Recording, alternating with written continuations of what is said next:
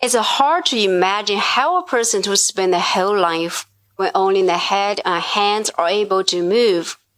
Xu Yang, an 18-year-old student from Kunming, has suffered from spinal muscular atrophy. She was 2 years old. The family did not give up, or even just complain.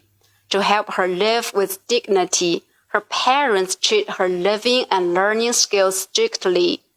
Opening a book or raising hands, some very easy actions for common people. However, are big challenges for Xu.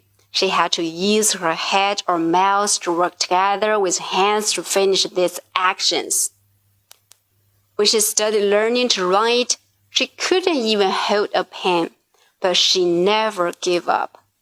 Once she lost the pen, she picked it up and continued writing.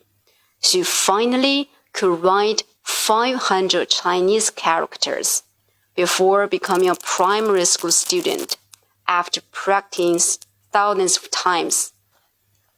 Over the past few years, she has overcome many problems, including the pain caused by the disease.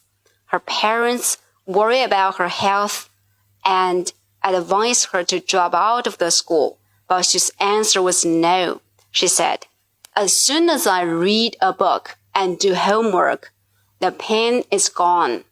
When asked by a reporter on how to deal with difficulties, she said, "Patience. When you can't change anything, crying is useless, so just be patient." In her opinion, her sunny and self-confident personality confirmed the love of her parents.